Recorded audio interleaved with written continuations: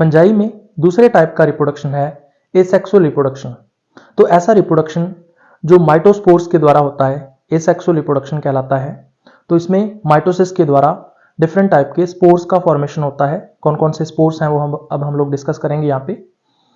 तो asexual reproduction मैंने आपको बताया था कि केवल थैलोफाइट्स में ही पाया जाता है।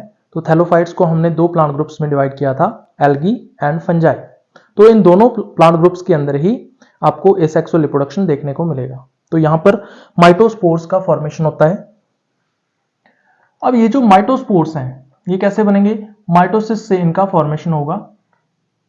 तो माइटोस्पोर्स ओरिजिन के बेस पर अगर अपने बात करें इनके ओरिजिन की, तो ओरिजिन के बेस पर माइटोस्पोर्स मेनली दो टाइप के होते हैं। या तो ये किसी स्ट्रक्चर के इनसाइड बनेंगे या फिर किसी स्ट्रक्चर के आउटसाइड बनेंगे। अगर ये किसी स्ट्रक्चर के इनसाइड बनते हैं तो उसको अपने बोलते हैं एंडोजिनस ओरिजिन। तो इसका मतलब जो स्पोर्स हैं वो कैसे हो जाएंगे, एंडोजिनस स्पोर्स हो जाएंगे। यहां पे एंडो का मतलब है इनसाइड एंड जीनस का मतलब है ओरिजिन। तो ऐसे स्पोर्स जो किसी स्ट्रक्चर के इनसाइड बनते हैं, यानी कि जो उनका ओरिजिन है वो इनसाइड है किसी स्ट्रक्चर के, तो उसको अपने बोलते हैं एंडोजिनस ओरिजिन। तो ऐसी स्ट्रक्चर को हम नाम देते हैं स्पोरेंजियम। तो ये जो स्पोर्स हैं उनका फॉर्मेशन इनसाइड होता है। किसके इनसाइड, इनसाइड द स्पोरेंजियम। और स्पोरेंजियम क्या है, एक सैक लाइक स्ट्रक्चर है। तो इस सैक लाइक स्ट्रक्चर के अंदर ही स्पोर्स का फॉर्मेशन होगा। तो डायग्राम के द्वारा हम लोग इसको शो कर सकते हैं। जैसे मान लीजिए ये एक सैक लाइक स्ट्रक्चर है जिसको हमने नाम दिया स्पोरेंजियम, और नीचे की तरफ इसका स्टॉक होता है। तो इस सैक लाइक स्ट्रक्चर के अंदर इस तरह से जो स्पोर्स हैं उनका फॉर्मेशन होता है। तो इस तरह से ये स्पोर्स कैसे हैं, एंडोजिनस हैं। क्योंकि ये स्पोरेंजियम के अंदर बन रहे हैं इसलिए इनको स्पोरेंजियोस्पोर्स के नाम से भी जाना जाता है। तो सबसे बाहर की तरफ वाली ये जो वॉल है ये कंप्लीट स्ट्रक्चर कहलाएगी स्पोरेंजियम। और इस स्पोरेंजियम के अंदर जो स्पोर्स हैं उनको बोलेंगे अपने स्पोरेंजियोस्पोर्स, क्योंकि वो स्पोरेंजियम के अंदर बन रहे हैं तो इसलिए इनको स्पोरेंजियोस्पोर्स बोल सकते हैं।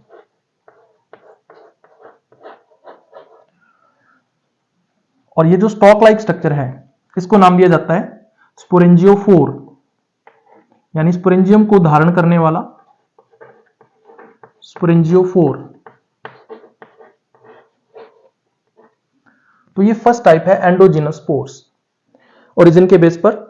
और एग्जांपल की बात करें तो स्पोरेंजियोस्पोर्स हमें किसमें देखने को मिलते हैं, तो जितने भी लोअर फंजाई हैं, टोटल 6 क्लासेस बताई थी मैंने आपको लोअर फंजाई की, तो सभी लोअर फंजाई के अंदर आपको स्पोरेंजियोस्पोर्स देखने को मिलेंगे। दूसरी तरफ बात करते हैं दूसरे टाइप के स्पोर्स की, जिनको हम बोलते हैं एक्सोजिनस स्पोर्स। एक्सो का मतलब होता है आउटसाइड और जीनस का मतलब होता है ओरिजिन। तो एक्सोजिनस स्पोर्स की अगर अपने बात करें तो जैसे ही इनका फॉर्मेशन होता है तो ये डायरेक्टली आउटर एनवायरनमेंट के कांटेक्ट में आ जाते हैं, और ऐसे एक्सोजिनस स्पोर्स को नाम दिया जाता है कोनिडिया। तो जैसे ही इनका फॉर्मेशन होगा ये आउटर एनवायरनमेंट के कांटेक्ट में आ जाएंगे,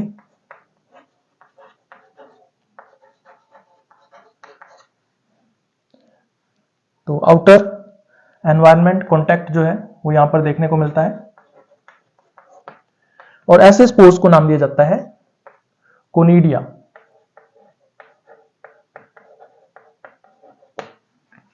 डायग्राम से अगर अपने देखें तो एक स्टॉक लाइक स्ट्रक्चर होगी जिसके ऊपर जो कोनिडियम है वो डेवलप होगा, और इस स्टॉक लाइक स्ट्रक्चर को अपने नाम देंगे कोनिडियोफोर। और इस कोनिडियोफोर के ऊपर जो कोनिडियम है वो डेवलप होगा। तो ये है कोनिडियम, और जिस स्टॉक लाइक स्ट्रक्चर के ऊपर कोनिडियम डेवलप हो रहा है उसको अपने बोलते हैं कोनिडियोफोर। तो आप देख सकते हो जैसे ही कोनिडिया का फॉर्मेशन हुआ ये डायरेक्टली आउटर एनवायरनमेंट के कांटेक्ट में आ जाता है, और कोनिडियोफोर ऐसी स्ट्रक्चर जो कोनिडियम को धारण किए रहती है कोनिडियोफोर कहलाती है। एग्जाम्पल की बात करें तो जितने भी हायर फंजाई हैं उनमें हमेशा आपको एक्सोजिनस पोर्स ही देखने को मिलेंगे। तो इसमें एग्जाम्पल आपको ध्यान में रखना है हायर फंजाई। तो 3 क्लासेस के बारे में मैंने आपको बताया था हायर फंजाई के अंदर, उन तीनों क्लासेस के अंदर आपको एक्सोजिनस पोर्स यानी कोनिडिया देखने को मिलते हैं। अब अपने सबसे पहले बात करते हैं स्पोरेंजियोस्पोर्स की, यानी कि एंडोजिनस स्पोर्स की। तो ऐसे स्पोर्स जो स्पोरेंजियम के अंदर बनते हैं स्पोरेंजियोस्पोर्स कहलाते हैं। तो स्पोरेंजियोस्पोर्स की बात करें अगर अपने, तो ये 2 टाइप के होते हैं। अब स्पोर जो है वो मूवमेंट कर रहा है या नहीं, इस बेस पर जो स्पोरेंजियोस्पोर्स हैं वो 2 टाइप के होते हैं। पहले होते हैं जूस्पोर्स, और दूसरे स्पोर्स को नाम दिया जाता है एप्लानोस्पोर्स।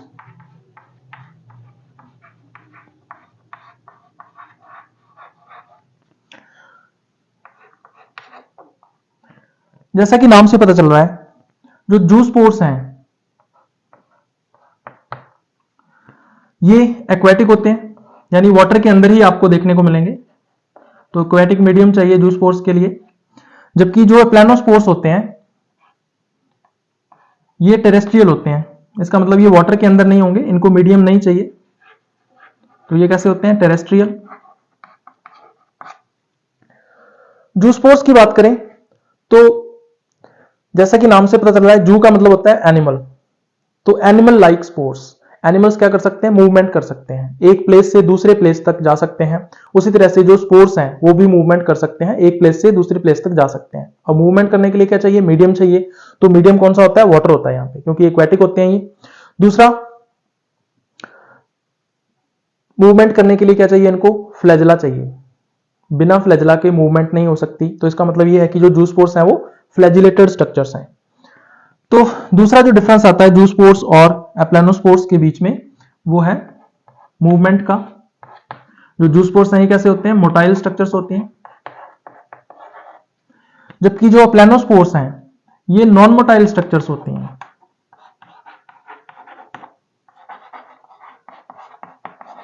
यहां पे लिखा हुआ है ए प्लानोस्पोर। ए का मतलब होता है एब्सेंट, प्लानो का मतलब होता है मूवमेंट। तो ऐसे स्पोर्स जिनमें मूवमेंट एब्सेंट होती है वो एप्लानोस्पोर्स कहलाते हैं। तो इसका मतलब ये नॉन मोटाइल होते हैं।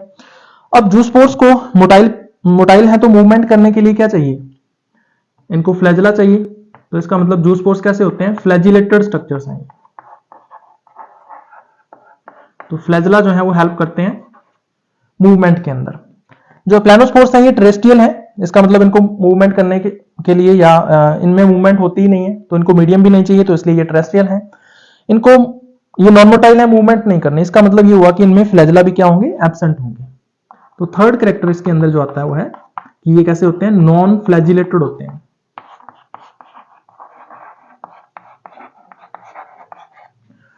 अब दोनों टाइप्स के जो स्पोर्स हैं, जो स्पोर्स एंड एप्लानोस्पोर्स, इनका जो फॉर्मेशन है वो कहां होता है? स्पोरेंजियम के अंदर होता है। अब जूस्पोर्स का फॉर्मेशन जिस स्पोरेंजियम में होता है उसको हम बोलते हैं जूस्पोरेंजियम, और एप्लानोस्पोर्स का फॉर्मेशन जिस स्पोरेंजियम के अंदर होता है उसको नाम दिया जाता है एप्लानोस्पोरेंजियम। तो जूस्पोर्स का जो फॉर्मेशन है वो कहां पे होगा? जूस्पोरेंजियम के अंदर होगा। तो जिस स्पोरेंजियम में के अंदर जूस्पोर्स का फॉर्मेशन होता है उसको जूस्पोरेंजियम बोलते हैं, और जिस स्पोरेंजियम के अंदर एप्लानोस्पोर्स का फॉर्मेशन होगा उसको नाम दिया जाता है एप्लानोस्पोरेंजियम। तो इसको एप्लानोस्पोरेंजियम कहा जाता है। अब कौन से ऐसे लोअर फंजाई हैं जिनमें जूस्पोर्स का फॉर्मेशन होता है, और कौन से ऐसे लोअर फंजाई हैं जिनमें एप्लानोस्पोर्स का फॉर्मेशन होता है? तो इसमें हम बात करेंगे एग्जांपल्स की। तो जूस्पोर्स का जो फॉर्मेशन है वो मेनली दो क्लासेस के अंदर आपको देखने को मिलेगा। एक तो है काइट्रीडियोमाइसिटीज, तो इसके मेंबर्स में आपको जूस्पोर्स देखने को मिलेंगे, और इसके अलावा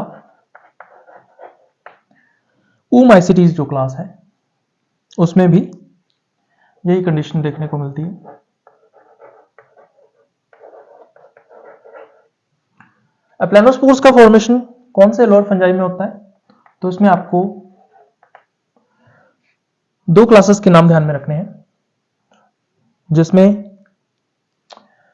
फ्लैजेला एब्सेंट होते हैं। तो दो ये क्लासेस कौन सी हैं, एक तो है जाइगोमाइसिटीज, तो इसके मेंबर्स में फ्लैजेला एब्सेंट होते हैं, ये नॉन फ्लैजिलेटेड है, तो इसलिए इनमें एप्लेनोस्पोर्स का फॉर्मेशन होता है। और इसके अलावा ट्राइकोमाइसिटीज जो है, इसके मेंबर्स में भी आपको एप्लेनोस्पोर्स देखने को मिलते हैं। तो ट्राइकोमाइसिटीज। अब सबसे पहले अपने बात करेंगे जूस्पोर्स की।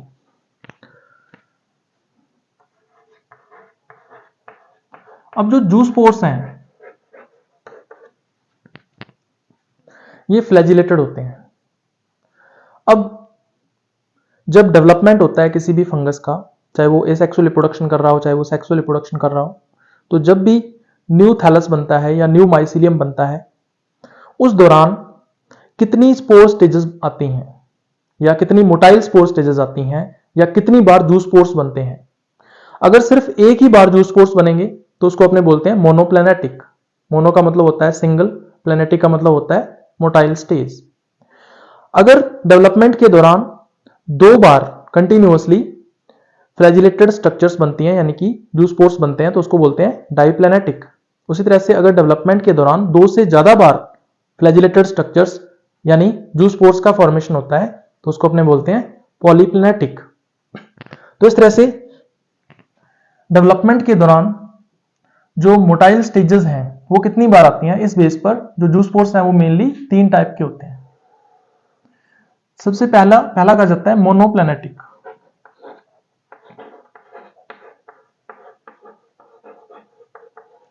तो एक्चुअल में ये जो डेवलपमेंट होता है फंगस का या माइसीलियम का,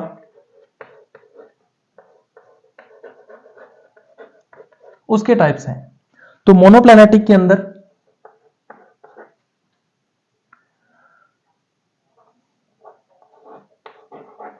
वन टाइम जूस्पोर का फॉर्मेशन होगा। उसके बाद आता है डाइप्लेनेटिक। डाइप्लेनेटिक के अंदर दो बार जूस्पोर्स का फॉर्मेशन होता है तो उसको अपने बोल देते हैं डाइप्लेनेटिक।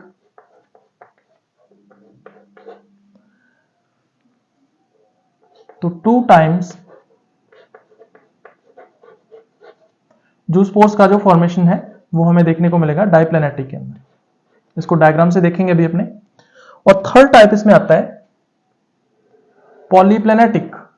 पॉली का मतलब होता है मल्टीपल टाइम्स। तो यहां पर दो से ज्यादा बार जूस्पोर्स का फॉर्मेशन होगा तो इसको बोल देते हैं पॉलीप्लेनेटिक। तो मैनी टाइम्स यहां पे जूस्पोर्स का फॉर्मेशन होगा या दो से ज्यादा बार जूस्पोर्स का अगर फॉर्मेशन होता है तो उसको पॉलीप्लेनेटिक बोल देते हैं। सबसे पहले मोनोप्लेनेटिक की बात करते हैं। तो मोनोप्लेनेटिक के अंदर जैसे मान लीजिए जूस्पोर का फॉर्मेशन हुआ,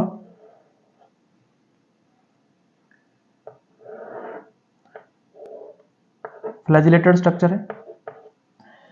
अब कुछ टाइम तक ये स्ट्रक्चर जो है वो मूवमेंट करती रहेगी और फिर क्या करती है, अपने फ्लैजिला को रिट्रैक्ट कर देती है और ये एनसिस्टेड जूस्पोर में कन्वर्ट हो जाती है, यानी इसके चारों ओर एक सिस्ट का फॉर्मेशन हो जाता है।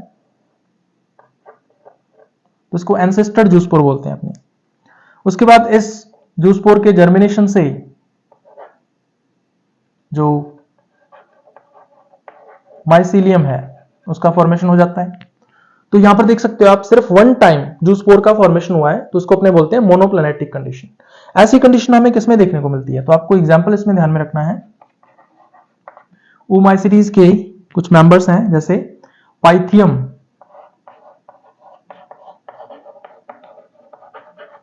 उसी तरह से एल्बुगो। तो ये कुछ मेंबर्स हैं जिनमें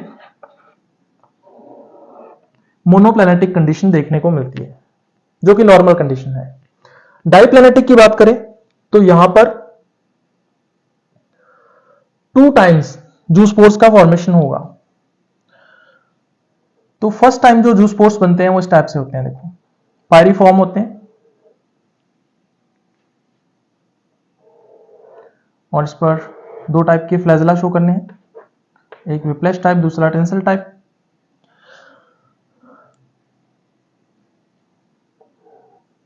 अब कुछ टाइम तक ये जो जूस्पोर है ये मूवमेंट करता रहेगा और फिर अपने फ्लैजेला को रिट्रैक्ट कर देता है, रिमूव कर देता है, और ये एंसेस्टर जूस्पोर में कन्वर्ट हो जाता है।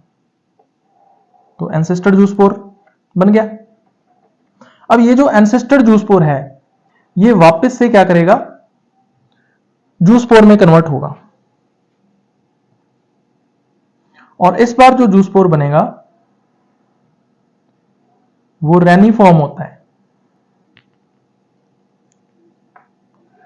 और 2 टाइप के फ्लैजेला, एक विप्लेश टाइप, दूसरा टेंसल टाइप। और फिर कुछ टाइम तक ये स्विम करता रहेगा एक्वेटिक मीडियम के अंदर, और फिर से इसका क्या हो जाएगा, एंसेस्टेशन हो जाएगा, और एंसेस्टेशन होने से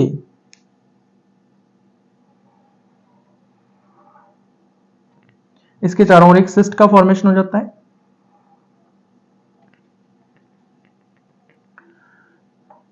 तो ये एंसेस्टर हो गया। अब उसके बाद जब इसका जर्मिनेशन होगा with the help of germ tube, तो जर्मिनेशन से ये माइसीलियम का फॉर्मेशन कर देता है।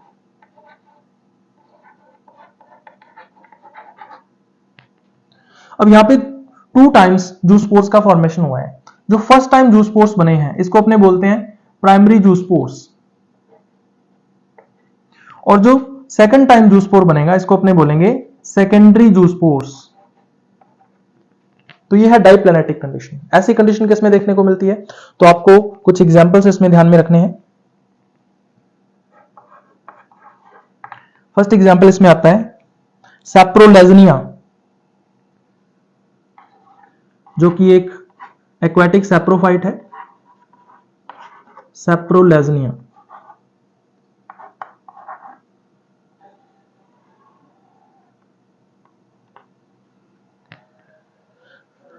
इसके अलावा लेप्टोमिटस एंड आइसोएक्लिया, तो ये कुछ ऐसे फंजाई हैं जिनमें डाइप्लैनेटिक कंडीशन हमें देखने को मिलती है। उसके बाद बात करते हैं पॉलीप्लैनेटिक की। तो पॉलीप्लैनेटिक के अंदर जो जूस्पोर्स हैं वो मल्टीपल टाइम्स बनते हैं, ठीक है। अब मल्टीपल टाइम कैसे बनेंगे, जैसे मान लीजिए ये जूस्पोर की कंडीशन है, ये फर्स्ट टाइम जूस्पोर बना, यहां पे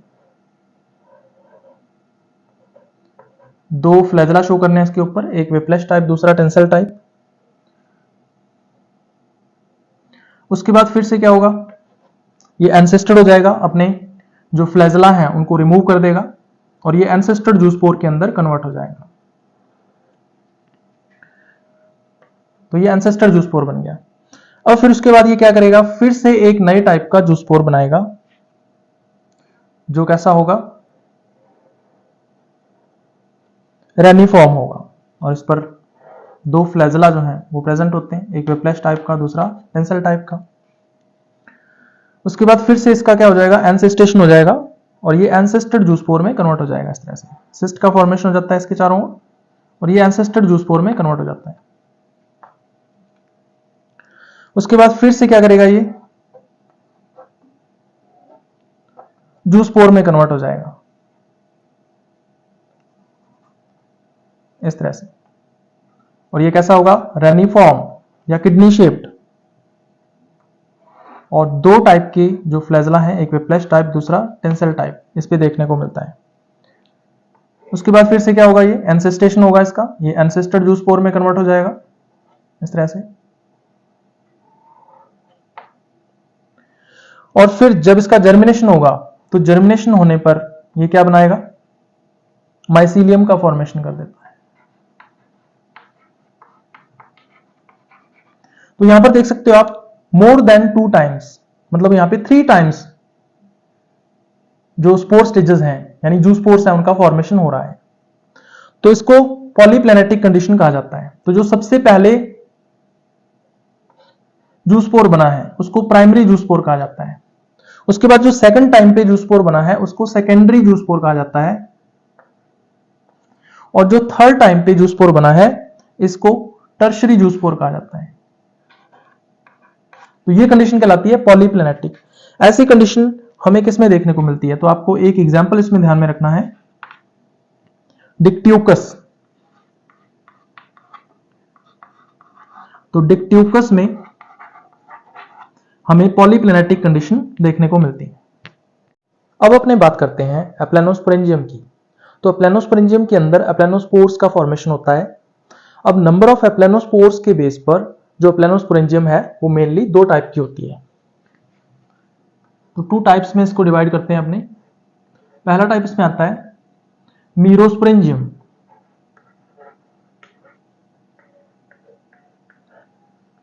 मीरोस्पोरेंजियम में केवल एक ही सिंगल एप्लेनोस्पोर आपको देखने को मिलेगा।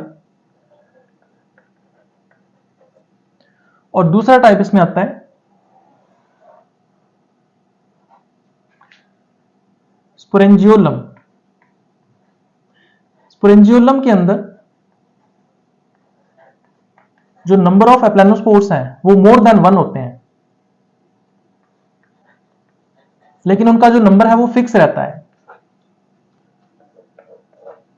अब दोनों में डिफरेंस क्या होता है, जो मीरोस्पोरेंजियम है ये रॉड शेप्ड होती है, जबकि जो स्पोरेंजियोलम है वो स्फेरिकल होती है। जो मीरोस्पोरेंजियम है उसमें एक सिंगल रॉड शेप्ड एप्लेनोस्पोर होता है जिसको मीरोस्पोर नाम दिया जाता है, जबकि स्पोरेंजियोलम के अंदर एप्लेनोस्पोर्स का नंबर मोर देन 1 रहता है, लेकिन उनका नंबर जो है वो फिक्स रहेगा।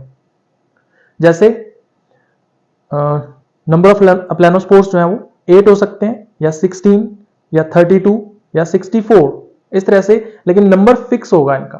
तो ये बेसिक डिफरेंस रहता है दोनों के अंदर। तो सबसे पहला डिफरेंस है इसमें, मीरोस्पोरेंजियम कैसी होती है, रॉड शेप्ड होती है, जबकि जो स्पोरेंजियोलम है वो कैसी होती है, स्फेरिकल होती है।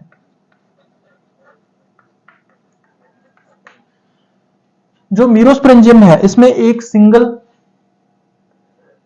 एप्लेनोस्पोर होता है, तो 1 एप्लेनोस्पोर, जबकि अगर अपने बात करें स्पोरेंजियोलम की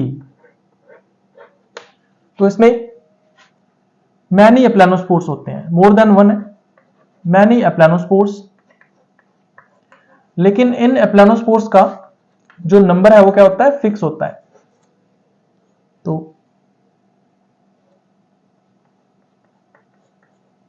तो फिक्स्ड नंबर्स।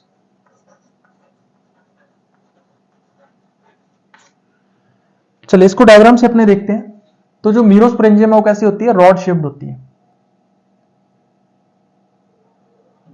इस तरह से, और इसके अंदर एक सिंगल रॉड शेप्ड ही एप्लेनोस्पोर का फॉर्मेशन होता है, और नीचे की तरफ ये एक स्टॉक के द्वारा अटैच्ड रहती है। तो इस रॉड शेप्ड स्ट्रक्चर को अपने क्या नाम देते हैं, मीरोस्पोरेंजियम। और इस मीरोस्पोरेंजियम के अंदर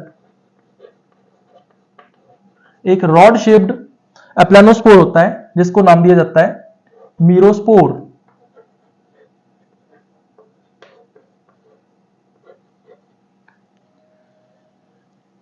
और नीचे जो स्टॉक लाइक स्ट्रक्चर है इसको बोलते हैं स्पोरेंजियोफोर।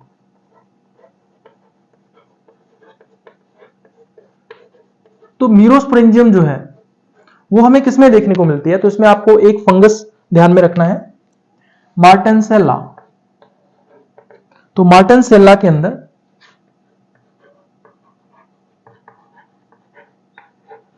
आपको मीरोस्पोरेंजियम देखने को मिलेगी जो कि जाइगोमाइसीटीज का मेंबर है। स्पोरेंजियोलम की बात करें तो इसमें जो इसकी शेप होती है वो कैसी होती है, स्फेरिकल होती है। इस तरह से। और इसमें नंबर ऑफ एप्लानोस्पोर्स जो है वो फिक्स होते हैं, या तो 8 हो सकते हैं, या 16, या 32, या फिर 64। तो जैसे यहां पे हम लोग टोटल 8 एप्लानोस्पोर्स बनाएंगे।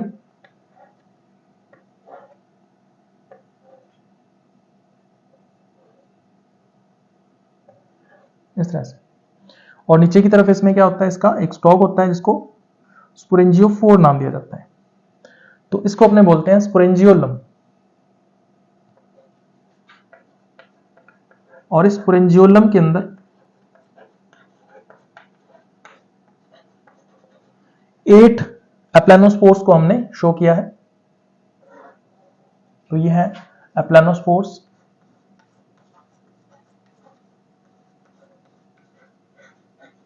और नीचे जो स्टॉक लाइक स्ट्रक्चर आपको दिख रही है, इसको स्पोरेंजियोफोर बोलते हैं।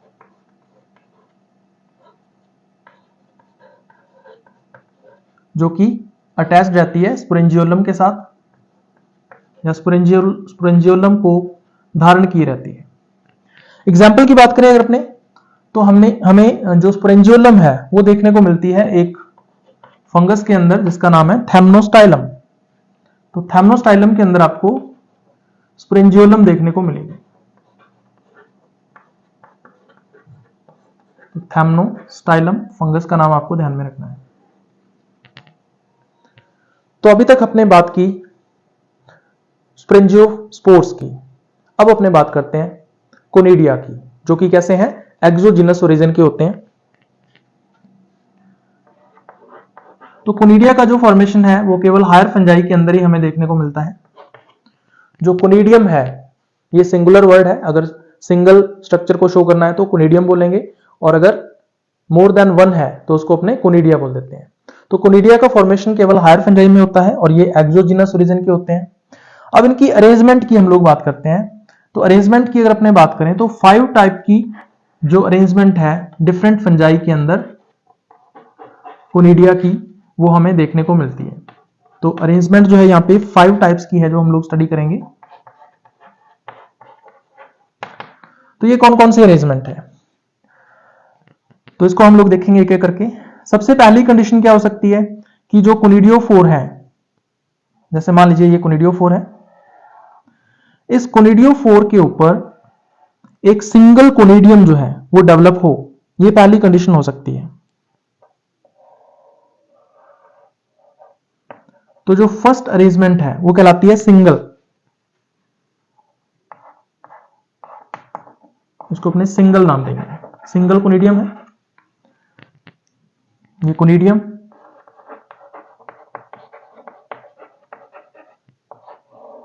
और नीचे क्या है इसका, कोनिडियोफोर है।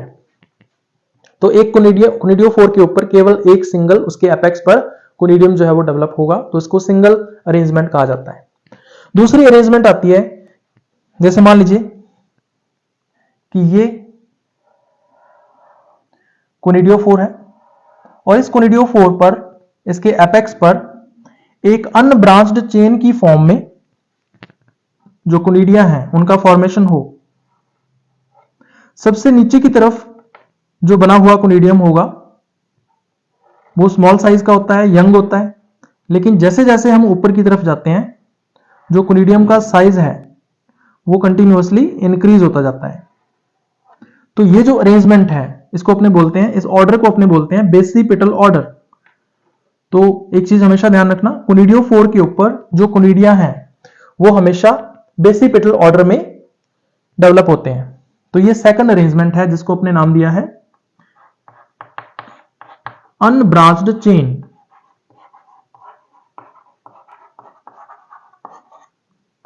तो अनब्रांच्ड चेन की फॉर्म में जो कोनिडिया है वो डेवलप हो सकते हैं। सबसे ऊपर की तरफ जो कोनिडियम है ये कैसा है, इसको अपने बोलते हैं मैच्योर कोनिडियम,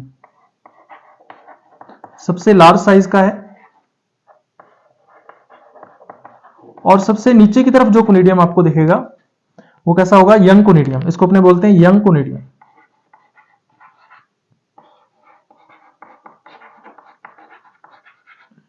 तो इसको बेसिपिटल ऑर्डर कहा जाता है। तो ये सेकंड अरेंजमेंट है कोनिडिया की। जो थर्ड अरेंजमेंट आती है कोनिडिया की, उसमें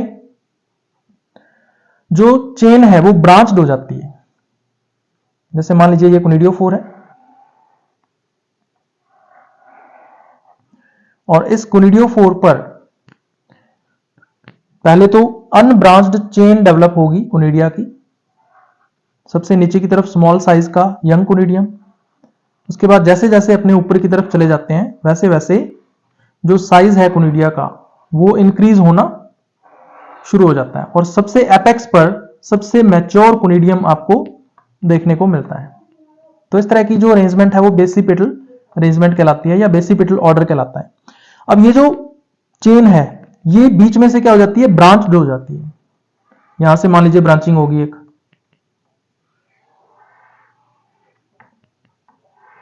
तो इसको ब्रांच्ड चेन अरेंजमेंट बोलते हैं। यहां से भी ब्रांचिंग हो सकती है इस तरह से। तो ये थर्ड टाइप की अरेंजमेंट है कोनिडिया की और इस अरेंजमेंट को जो नाम दिया जाता है वो है ब्रांच्ड चेन।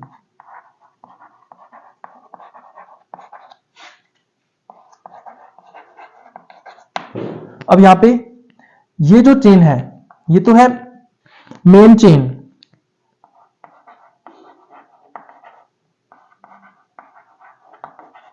और जो साइड में चेन निकल रही हैं उनको साइड चेन बोल देते हैं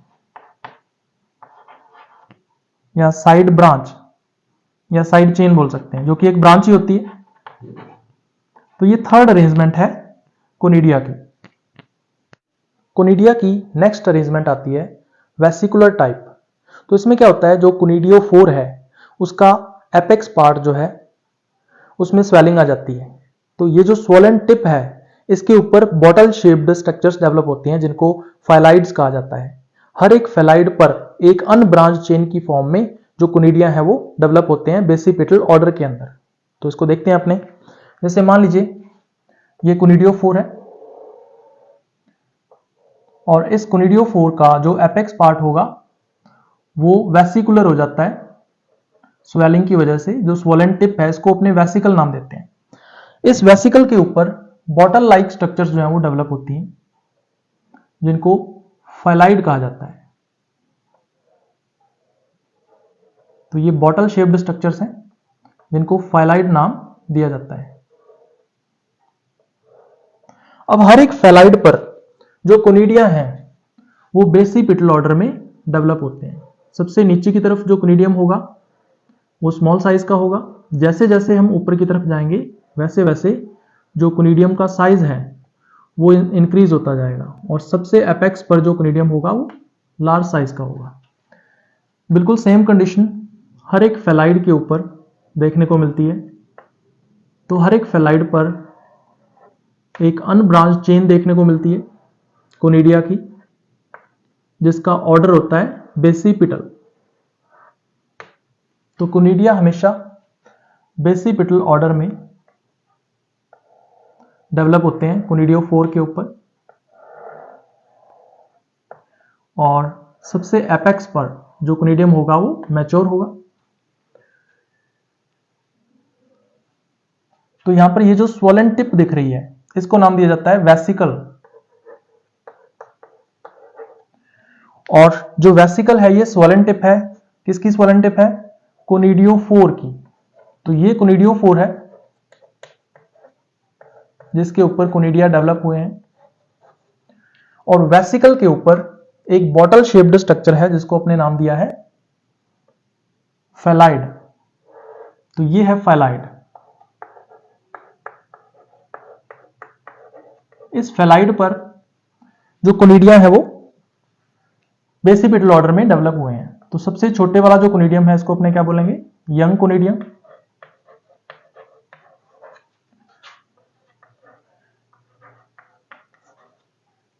जिसका फॉर्मेशन अभी अभी हुआ है। और सबसे ऊपर की तरफ जो कोनिडियम होगा उसको बोलेंगे अपने मैच्योर कोनिडियम, जिसका फॉर्मेशन सबसे पहले हुआ था। तो अब इसका साइज भी बढ़ गया है और ये मैच्योर भी हो चुका है, तो उसको अपने बोलते हैं मैच्योर कोनिडियम। तो ये है वेसिकुलर अरेंजमेंट। और सबसे लास्ट में मोस्ट कॉम्प्लेक्स अरेंजमेंट आती है जिसको अपने ब्रुश टाइप बोल देते हैं। तो इसमें ब्रुश लाइक स्ट्रक्चर बनेगी, क्योंकि ब्रुश टाइप के अंदर क्या होता है, जो कोनिडियोफोर है वो खुद ब्रांचिंग शो करता है और अलग अलग ब्रांच को फिर अलग अलग नाम दिया जाता है। तो 6 टाइप की जो अरेंजमेंट है वो 5th टाइप की जो अरेंजमेंट है वो आती है ब्रुश टाइप।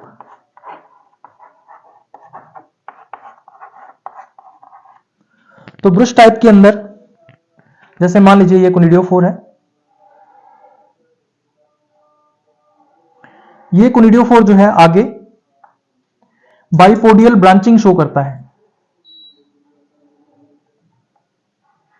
ये फर्स्ट ब्रांचिंग है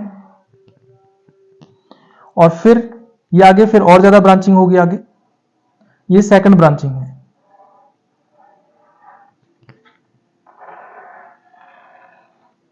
और हर एक ब्रांच को फिर स्पेसिफिक नाम दिया जाता है। तो सबसे नीचे की तरफ आपको जो दिख रहा है इसको अपने क्या बोलते हैं, कोनिडियोफोर।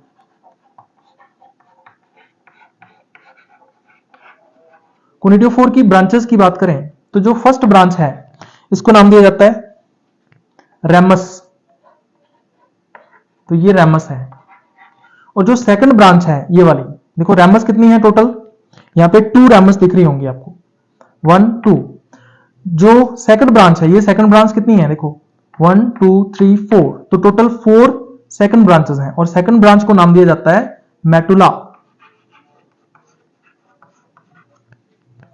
और जो सेकंड ब्रांच होती है मेटुला, उस पर फिर बॉटल शेप्ड जो स्ट्रक्चर्स हैं वो डेवलप होती हैं और इन बॉटल शेप्ड स्ट्रक्चर्स को नाम दिया जाता है फाइलाइड।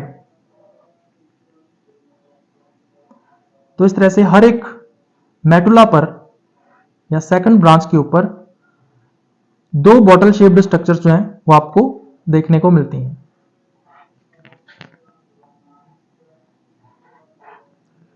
और हर एक बॉटल शेप्ड स्ट्रक्चर पर जो कोनिडिया हैं वो बेसिपेटल ऑर्डर में डेवलप होते हैं।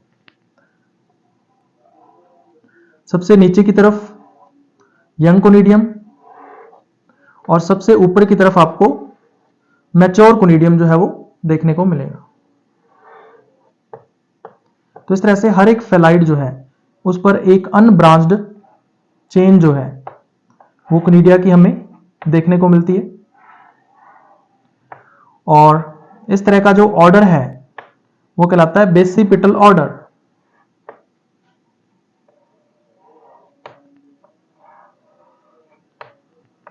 तो इस तरह से एक ब्रुश टाइप स्ट्रक्चर बन जाती है। जैसे आर्टिस्ट का ब्रुश हो, आर्टिस्ट जो है वो अपने ब्रुश का यूज करता है डिफरेंट कलर्स को फिल करने के लिए। तो यहां पर जो नीचे कोनिडियोफोर है वो ब्रुश के स्टॉक की तरह या डंठल की तरह काम करेगा।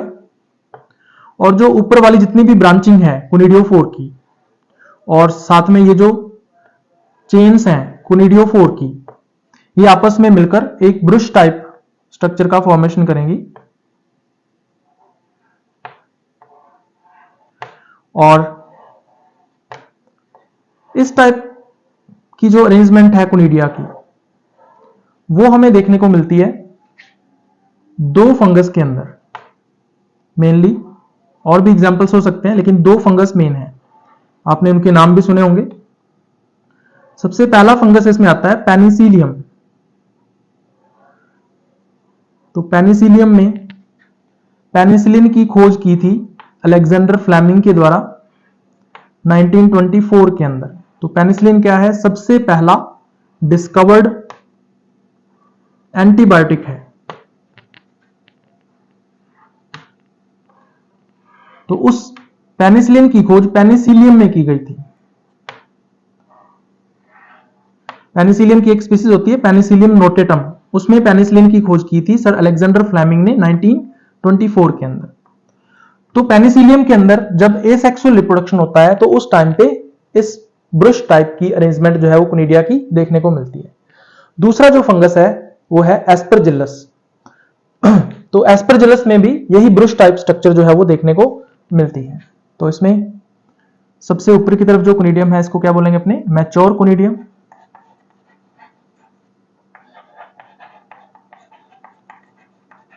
और सबसे नीचे की तरफ जो कोनिडियम होगा इसको अपने नाम देंगे यंग कोनिडियम। तो इस तरह से बेसिपेटल ऑर्डर में जो कोनिडिया है वो डेवलप होते हैं। तो ये है फिफ्थ अरेंजमेंट ब्रश टाइप, जिसमें कोनिडिया जो है वो कोनिडियोफोर के ऊपर डेवलप होते हैं। नेक्स्ट हम बात करेंगे कोनिडियोफोर्स की।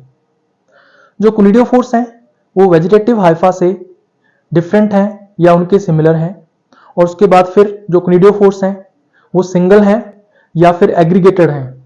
इस बेस पर इनको फिर आगे टाइप्स में डिवाइड किया जाता है। तो सबसे पहले कोनिडियोफोर्स को अपने दो टाइप्स में डिवाइड करते हैं कि वेजिटेटिव हाइफा के साथ या सोमैटिक हाइफा जो होता है उसके साथ वो सिमिलरिटी शो कर रहा है या फिर उससे डिफरेंट है। तो इस बेस पर दो टाइप्स बनाए गए हैं, माइक्रोनिमेटस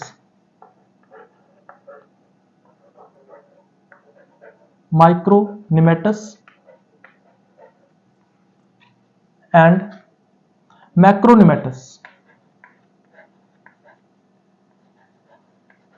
तो दो टाइप्स में इसको डिवाइड करते हैं।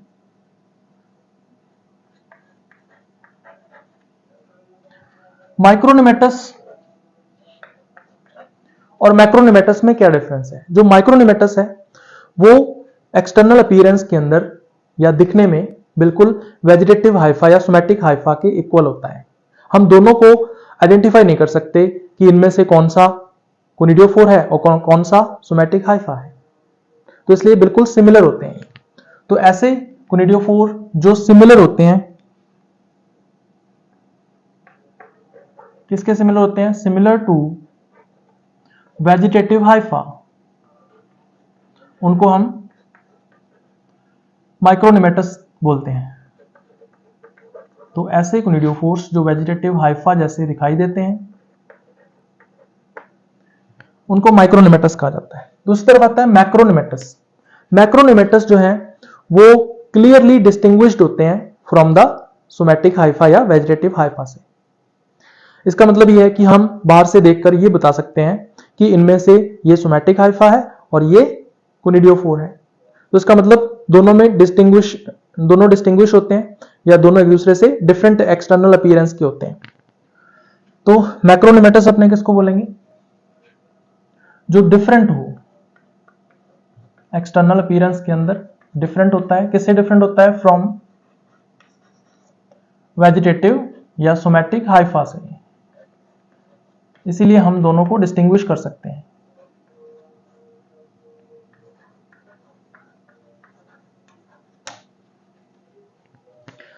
अब जो मैक्रोनिमेटस है, फिर एग्रीगेशन के बेस पर कि एग्रीगेशन प्रेजेंट है या फिर नहीं, इस बेस पर मैक्रोनिमेटस को फिर आगे दो टाइप्स में डिवाइड किया जाता है।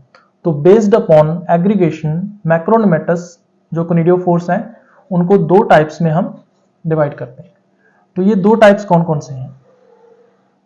सबसे पहला टाइप इसमें आता है मोनोनिमेटस। मोनो का मतलब होता है सिंगल। इसका मतलब ऐसे कोनिडियोफोर्स जो सिंगल होते हैं, अलोन रहते हैं, एग्रीगेशन शो नहीं करते हैं, उनको हम लोग क्या बोलते हैं? मोनोनिमेटस बोलते हैं। तो यहां पर सिंगल एंड अलोन जो कोनिडियोफोर है वो आपको देखने को मिलेंगे। इसका मतलब यहां पे एग्रीगेशन नहीं होगा, तो नो एग्रीगेशन, कोई भी एग्रीगेशन शो नहीं किया जाता है कोनिडियोफोर्स के द्वारा। दूसरा है पॉलीनिमेटस। अब यहां पे देखो पॉली का मतलब होता है मैनी, निमेटस मतलब नीमा का मतलब यहां पे है कोनिडियोफोर्स है। तो पॉलीनिमेटस कंडीशन में जो कोनिडियोफोर्स हैं उनका आपस में क्या होता है? एग्रीगेशन होता है, और इस एग्रीगेशन की वजह से फ्रूट लाइक स्ट्रक्चर्स बनती हैं और उनको फ्रूटिंग बॉडीज बोल देते हैं। जो फ्रूटिंग बॉडीज हैं वो ट्रू फ्रूट्स तो नहीं होते, क्योंकि ट्रू फ्रूट्स किसमें होते हैं? एंजियोस्पर्म्स के अंदर होते हैं, और हम लोग किसकी बात कर रहे हैं? फंजाई की बात कर रहे हैं। तो यहाँ पे फ्रूट लाइक स्ट्रक्चर्स बन जाती हैं कोनिडियोफोर्स के एग्रीगेशन से। और उसको हम बोलते हैं फ्रूटिंग बॉडीज।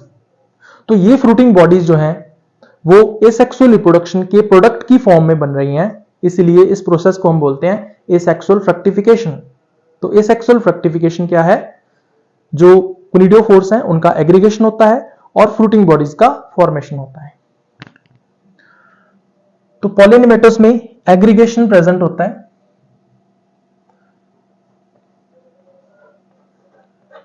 तो एग्रीगेशन प्रेजेंट, और इस एग्रीगेशन से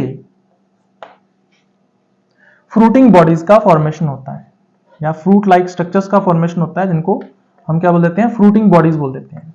कौन कौन सी फ्रूटिंग बॉडीज बनेंगी उसको हम लोग देखेंगे अभी।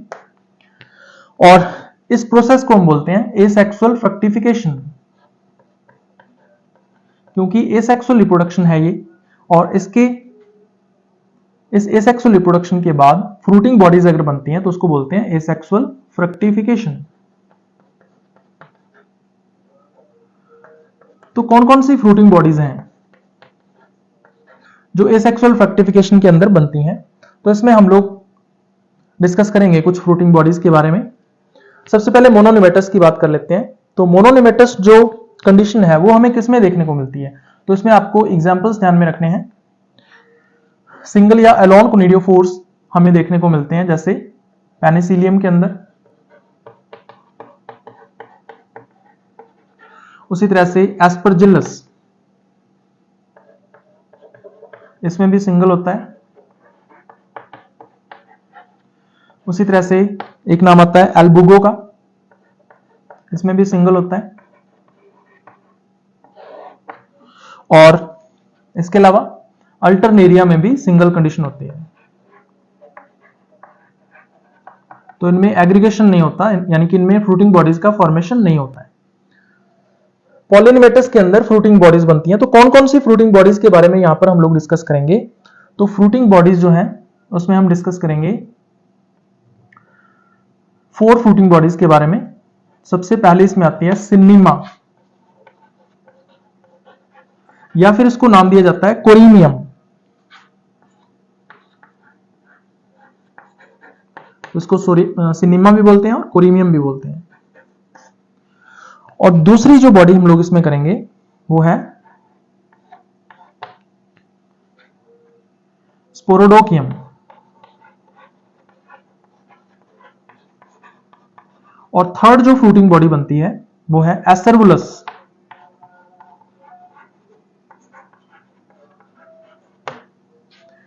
और फोर्थ बॉडी जो है इसके अंदर जो बनेगी उसको नाम दिया जाता है पिक्नीडियम।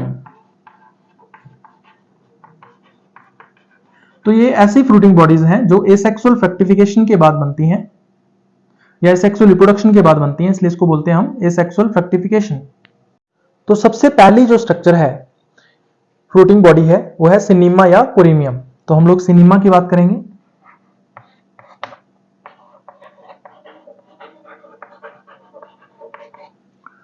तो जब सिनेमा का फॉर्मेशन होता है तो इसमें जो कोनिडियोफोर्स हैं वो एक दूसरे के पैरेलल एग्रीगेट होते हैं, और पैरेलल एग्रीगेट होके एक प्रोजेनकाइमेटस कॉम्पैक्ट टिश्यू लाइक स्ट्रक्चर जो है वो बना लेते हैं।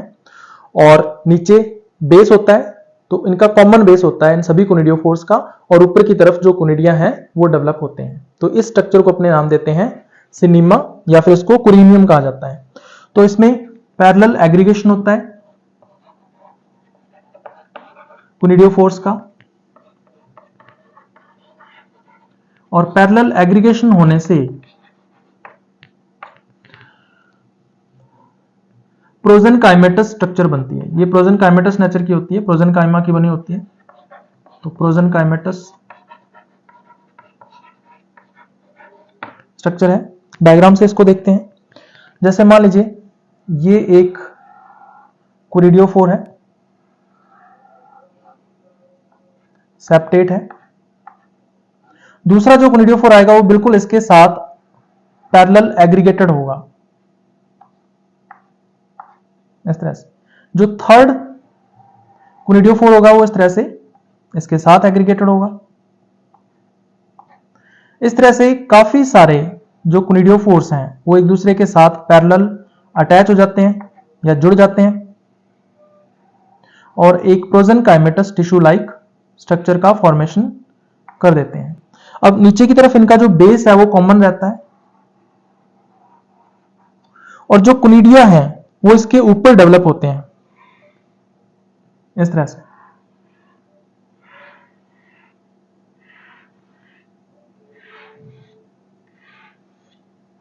ये कोनिडिया है। लेबलिंग कर लेते हैं। तो दीज आर कोनिडिया और ये कोनिडियोफोर्स हैं।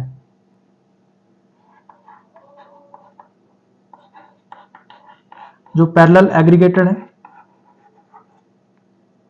ये वाले, और नीचे की तरफ इसमें आपको बेस दिख रहा होगा, ये है बेस। तो ये पूरी की पूरी जो स्ट्रक्चर है इसको अपने क्या बोलते हैं, सिनेमा या कुरीमियम बोल देते हैं। और इस टाइप की जो फ्रूटिंग बॉडी है वो हमें देखने को मिलती है। एग्जांपल्स आपको ध्यान में रखने हैं इसमें। डोरेक्टोमाइसीज एक फंगस है, उसमें ये स्ट्रक्चर बनती है। इसके अलावा एक आता है ग्राफियम, तो ग्राफियम में भी ये स्ट्रक्चर बनती है। इसके अलावा एक आता है सेरेटोसिस्टिस,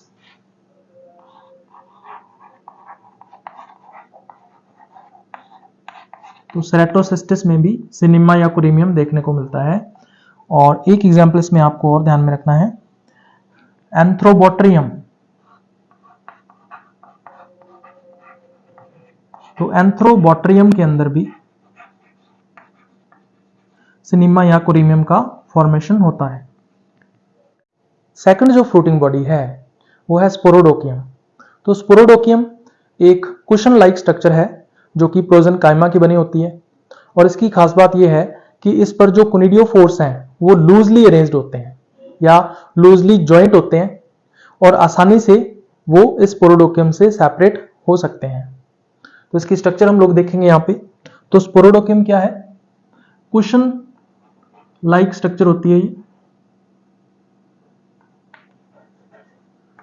तो कुशन लाइक स्ट्रक्चर है और इसका नेचर कैसा होता है, प्रोजेनकाइमेटस। तो ये प्रोजेनकाइमा की बनी हुई स्ट्रक्चर है, प्रोजेनकाइमेटस नेचर की ये होती है।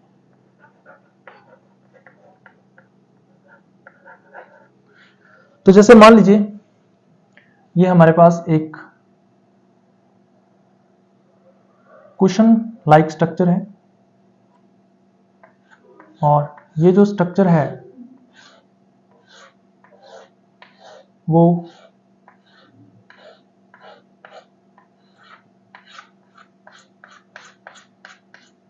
हाइफी के मिलने से बनती है और इस स्ट्रक्चर के ऊपर जो कोनिडिया है, कोनिडियोफोर्स हैं, वो लूजली अरेंज्ड होते हैं। अब लूजली अरेंज्ड का क्या मतलब है, देखो केवल एक सिंगल पॉइंट पर ही जो कोनिडियोफोर्स हैं वो अटैच्ड होते हैं। देखो तो हल्का सा जो पार्ट है कोनिडियोफोर का वो अटैच होता है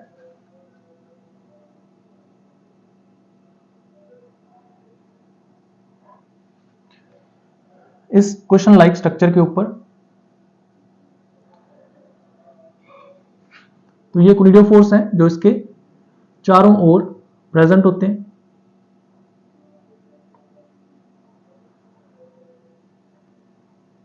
तो कभी भी ये जो कोनिडियोफोर्स हैं ये इस कुशन लाइक स्ट्रक्चर से सेपरेट हो सकते हैं क्योंकि जो जॉइंट है वो बहुत ही लूज है। तो लूजली अरेंज्ड कोनिडियोफोर्स का पाया जाना इसकी खास बात है। तो ये कोनिडियोफोर्स है। तो यहां पे जो कोनिडियोफोर्स हैं कैसे होते हैं, लूजली अरेंज्ड होते हैं। तो लूजली अटैच्ड कोनिडियोफोर्स का पाया जाना स्पोरोडोकियम की खास बात है। तो लूजली अटैच्ड क्या होते हैं, कोनिडियोफोर्स होते हैं।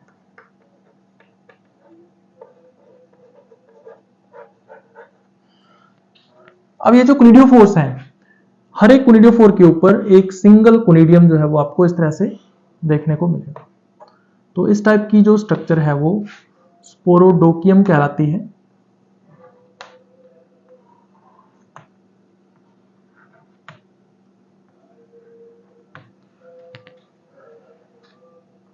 और इसकी लेबलिंग करें तो बिल्कुल सेंटर में ये जो स्ट्रक्चर आपको दिख रही है, इसको अपने बोल देते हैं कुशन।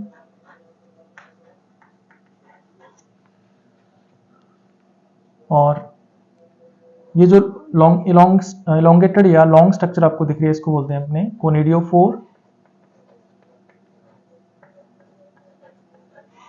जो कि लूजली अटैच है कुशन के साथ। और ये है कोनिडियम।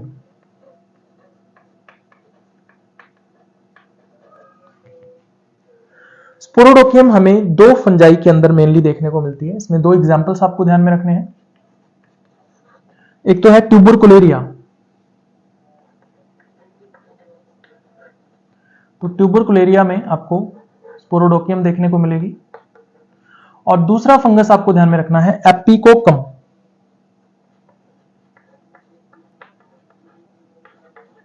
तो इन दोनों में ही जो स्पोरोडोकियम फ्रूटिंग बॉडी है, इसका फॉर्मेशन होता है।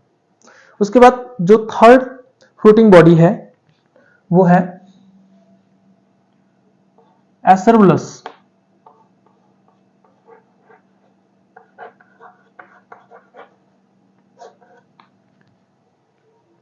तो एसरवुलस जो है ये एक डिस्क शेप्ड स्ट्रक्चर है और ये स्यूडो पैरेनकाइमेटस नेचर की होती है। इसकी खास बात क्या है कि ये जो डिस्क शेप्ड स्ट्रक्चर बनती है, इस पर कोनिडियोफोर्स के साथ साथ ब्लैक कलर्ड सीटी भी प्रेजेंट होते हैं। और ये जो ब्लैक सीटी हैं, ये अल्टरनेटिवली पाए जाते हैं कोनिडियोफोर्स के बीच बीच में। तो ब्लैक सीटी का पाया जाना इसका कैरेक्टरिस्टिक फीचर है एसरवुलस का। तो एसरवुलस कैसी है? डिस्क शेप्ड स्ट्रक्चर है या डिस्क लाइक स्ट्रक्चर है। तो डिस्क लाइक स्ट्रक्चर। और इसकी नेचर की अगर अपने बात करें तो ये स्यूडो पैरेनकाइमेटस नेचर की होती है, स्यूडो पैरेनकाइमा की बनी होती है। तो स्यूडो पैरेनकाइमेटस। और इसकी खास बात क्या है? प्रेजेंस ऑफ ब्लैक कलर्ड सीटी। तो ब्लैक सीटी का पाया जाना इसकी खास बात है। चलिए एसरवुलस को अगर अपने बनाएं तो ये एक डिस्क शेप्ड स्ट्रक्चर है इस टाइप से। ये डिस्क शेप्ड स्ट्रक्चर जो है वो हाइफी के द्वारा बनाई जाती है।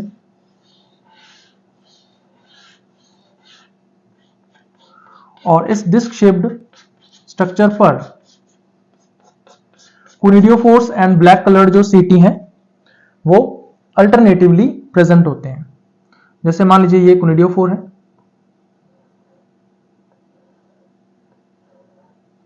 और हर एक कोनिडियोफोर के ऊपर एक सिंगल कोनिडियम जो है वो आपको देखने को मिलेगा।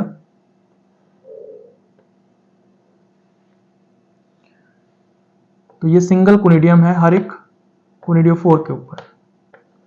अब ये जो कोनिडियोफोर्स हैं, इनके बीच बीच में क्या होता है? ब्लैक कलर के सीटी प्रेजेंट होते हैं। तो ये है वो सीटी इस तरह से। ये ब्लैक कलर के सीटी हैं जो बीच में प्रेजेंट है इन बिटवीन कोनिडियोफोर्स के। ठीक है, लेबलिंग कर लेते हैं। ये सबसे ऊपर की तरफ आपको क्या दिख रहा है? कोनिडिया।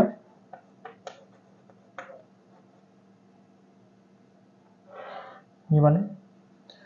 और ये है कोनिडियोफोर।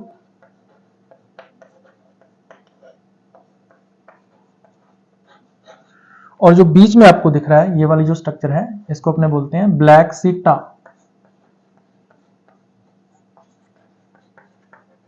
और नीचे ये जो स्ट्रक्चर है इसको अपने बोल देते हैं डिस्क। तो ये है एसरवुलस। अब एसरवुलस आपको किस में देखने को मिलती है? तो आपको कुछ एग्जांपल्स इसमें ध्यान में रखने हैं। तो अगर अपने एसरवुलस की बात करें तो एक तो आपको ये देखने को मिलती है कोलेटोट्राइकम के अंदर। तो कोलेटोट्राइकम शुगर केन में एक डिजीज कॉज करता है जिसको अपने रेड रॉट बोलते हैं। इसके अलावा सर्कोस्पोरा, सर्कोस्पोरा के द्वारा जो ग्राउंडनट होती है उसमें एक डिजीज कॉज की जाती है जिसको टिक्का डिजीज बोलते हैं, तो उसमें आपको एसेरुलस देखने को मिलेगी। इसके अलावा एक ऑर्डर होता है मेलेंकोनियल्स, इस ऑर्डर के अंदर जितने भी मेंबर्स आते हैं उन सभी में एसेरुलस का फॉर्मेशन होता है, तो आपको ऑर्डर ध्यान में रखना है मेलेंकोनियल्स। उसके बाद जो फोर्थ फ्रूटिंग बॉडी है वो है पिक्नीडियम।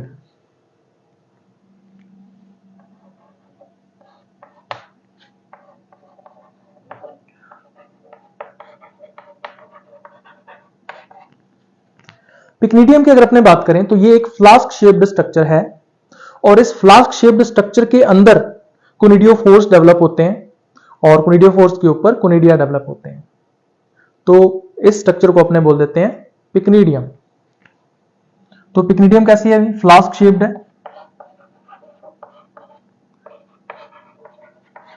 फ्लास्क शेप्ड स्ट्रक्चर है और इसके अंदर कोनिडियोफोर्स एंड कोनिडिया होते हैं, तो कंटेन कोनिडियोफोर्स एंड कोनिडिया।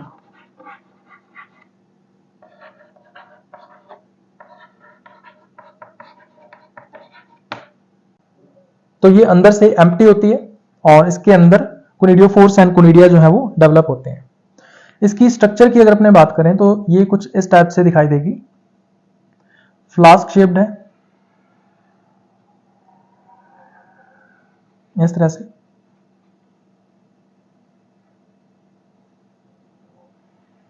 इसकी आउटर वॉल हो जाएगी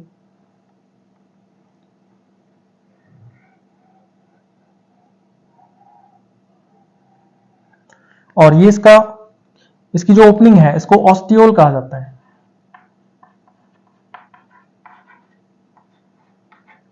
इस ऑस्टियोल से ही जो कोनिडिया हैं वो बाहर निकलते हैं। अब यहां पर इस तरह से जो कोनिडियोफोर्स हैं वो डेवलप होते हैं इसकी इनर सरफेस पर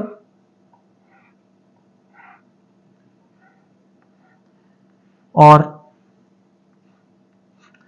हर एक कोनिडियोफोर के ऊपर एक सिंगल कोनिडियम जो है वो आपको देखने को मिलेगा। जब भी ये कोनिडिया मैच्योर हो जाते हैं तो ये कोनिडियोफोर से डिटैच हो जाते हैं और डिटैच होने के बाद इस ऑस्टियोल से ये बाहर निकल आते हैं। तो ये है कोनिडियोफोर।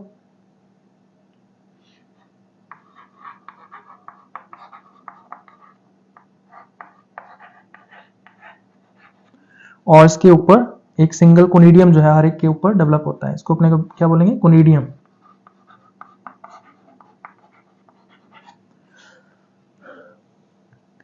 और